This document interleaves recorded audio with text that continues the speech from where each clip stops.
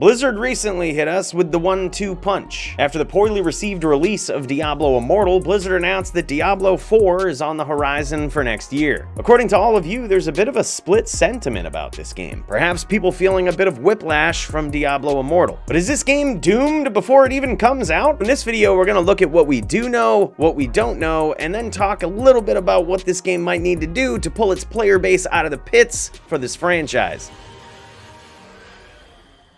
Diablo IV is going to be a culmination of 25 years of Diablo. While it's sort of a pattern in movies and games these days to sort of build on what's already known and liked, well, I think that should happen. I think a lot of players are ready for a change. This game is gory and dark and no longer a cartoony feel like we saw in Diablo Immortal or previously in Diablo III. With the recent announcement of the 5th and final class, the Necromancer, players can now play as one of 5 classes, either the Necro, Rogue, Druid, Barbarian, or Sorcerer. Not only that, but you can completely customize your character and make them look however you'd like. If there was one thing that we could say that Diablo Immortal got right, the character customization was probably one thing. Some players are happy to see that this is getting carried over into Diablo IV. So you can make your character look however you'd like as you navigate this open world environment, which is something entirely new for a Diablo game. Sort of running off the heels of Elden Ring a bit. We also know that endgame PvP and leveling is enhanced with the Paragon system, and characters can advance up to level 100 through that system. We also know there's a shop.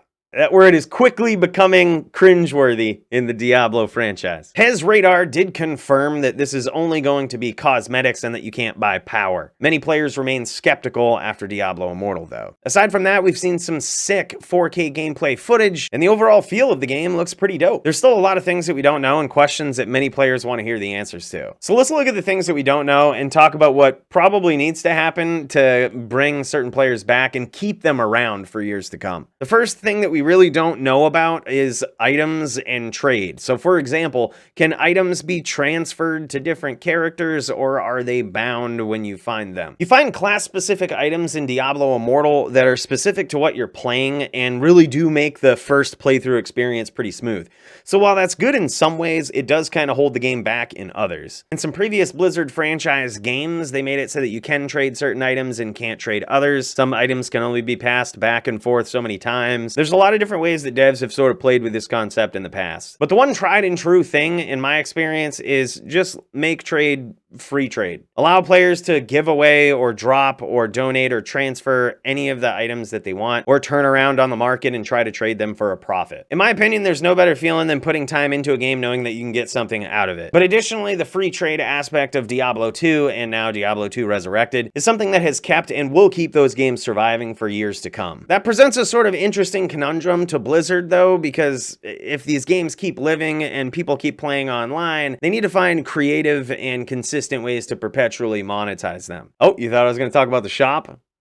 We'll get there. But additionally, one of the things that we don't know is how easy it is to build multiple classes. We saw in Diablo Immortal that when you commit your time to leveling up a character, or in some people's case, paying for a character to be, all decked out, it's really hard to start over and do that again. It's almost a waste of time and resources to do so. One of the beautiful and endearing things about games like Diablo 2 is that it's not too difficult to kind of start over, get a character rushed, skip a lot of the BS level, and get to the end game, whether that's building a unique character that can farm Ubers or just going to PvP. While I do think it's important to play through the game and understand the story, the lore, and kind of get the full experience of what the game was meant for, a lot of players do believe that there should be a fast track to the people that have already done that and want to start up a new character. We don't exactly know how easy that's going to be. But we do know that this game is going to have a big focus on the end game aspect, whether that's PvP or just farming new things, new challenges, whatever they come up with. And I do think a lot of players are going to see it as a pain to sort of have to start over and go through like a whole tutorial mode again, much like in Diablo Immortal. Even Lost Ark sort of did something where when you get to a certain point in the game, you can just create another class at that level. It's kind of hard to tell these things with Blizzard though, because even in the most recent D2R patch, they made it so that you couldn't get rushed anymore through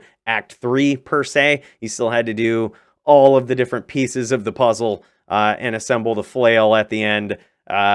I don't even know what it's called because I always got rushed. Another thing we don't quite know how it's going to work yet is the respecking of your character. A lot of ARPGs approach respecking a character differently. We might have got a bit of a hint as to how this is going to work in Diablo 4, believe it or not, from Diablo Immortal. In Diablo Immortal, there's the Armory, where you can have different loadouts of your character for different PvP setups. In my opinion, there should be some sort of hybrid approach between that and between the Lost Ark system, where you can literally freely move your skill points around, or even possibly save different loadouts of skill points that you can switch between. Having something that could allow someone to easily switch in Diablo 4 from a fire sorceress to a cold sorceress with gear and everything would save players a lot of time from having to build two different sorceresses with totally separate gear and skill point allocations. We also did hear about the PvP endgame with reference to good PvP players being loot pinatas for other players. The thing that we really don't know yet about Diablo 4 is, what is this loot pinata thing, and is it going to be abused by people who just get their friend to sit there and PK him so that they can get all the loot? From what we understand, there will finally be some sort of PvP arena or different areas of the map that are separated for PvP. But I'm not sure if it's been really that thought out yet. Basically, all we heard from the announcement is that players step in this area and prepare to get attacked. We don't really know if there's going to be a ranking system. We don't know if we're going to have the ability to do teams in PvP, or what really any of this looks like. In a lot of these MMOs or ARPGs, a lot of the devs try to encourage people playing online to sort of group up and find friends. One of the best ways to do this is team dueling in PvP. It's literally where I've met all my friends in D2R. PvP is really where it all comes back together. What really needs to happen is they need to take a page out of Diablo 2's book. The way that you've built your character is essentially what matters the most. It's not the only thing that matters, but it's probably the most important. While having some really GG items can push you over the top, a lot of people in the dueling arena that step out into the Bloodmoor and D2R don't need the best of the best stuff in order to be competitive. I think that's something that's very, very important, especially coming off the heels of Diablo Immortal, where a lot of people were sort of tilted at the fact that you had to pay to win. You had to pay to get the best gems, the best gear. You'll notice very quickly that the whales have a very significant advantage over you. Again, I think gear should be very important, but more of a focus should be around the build of the character. It also encourages people to build skill on the character, and I know that's not one of the best ways to monetize a game, but it is one of the best ways to build loyalty to it. The monetization can come in another way. We do know that Diablo 4 is going to have a shop. As of right now, we understand that this is likely only going to be cosmetics, and you won't be allowed to buy power. In Diablo Immortal, there's a definite paywall that any player can observe if they play long enough. In Diablo 3, we saw the auction house, and again, the reason why that wasn't so well received is because it actually created a paywall. You needed to farm certain areas of the game to get specific items, but you needed those specific items to farm those areas of the game. So the only way to get those was to go to the D3 auction house. So the struggle here is for Blizzard to find a way to perpetually monetize a game like Diablo 4 without pissing a lot of players off or creating a paywall. My theory on this, as we've talked about many times on stream, is pretty straightforward. Blizzard's got to share the profits with the players. Again, getting value out of the time that you put in the game by being able to trade your items for other items that you need, or sell them or trade them for in-game currency, is something that's super important and keeps games living for a long time. The key is monetizing this properly. One approach could be like with the D3 auction house, except it doesn't create a paywall. Players find something awesome that some GG PvP player is going to want, they can put it up into the shop or the market and sell it to another player. If it's for real money, Blizzard could take a cut of that, or just a certain amount per transaction. Or if we didn't want to get real money involved, it could be through some in-game currency that is actually valuable to progress in the game. For example, something like high runes in D2R. No doubt this definitely comes with its own criticisms. It's not a perfect way to do it. Some people will still make the argument that the best PvP players will still pay for their gear, and therefore it will still be pay to win. To that I say, revisit the first point of making PvP and that sort of specific endgame not necessarily be about having the best or perfect gear, but more of having adequate gear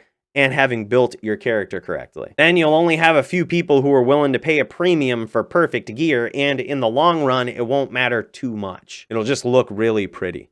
and something we can talk about in trophy room videos. But because monetizing any PC game, or really any Diablo game at this point, it has really come with a lot of criticism, that's the biggest puzzle piece to Diablo 4 that I think needs to be figured out. Otherwise, it could very well be doomed before it's even released. The real question is how to build a player base that's loyal for years that you can actually profit off from. If you have any better suggestions or other ideas, be sure to mention them down below. I'll try to pin the best idea to the top, and that way if anybody sees this video, they're probably sure to see that comment. Be sure to leave a like on the video as well to spread the word.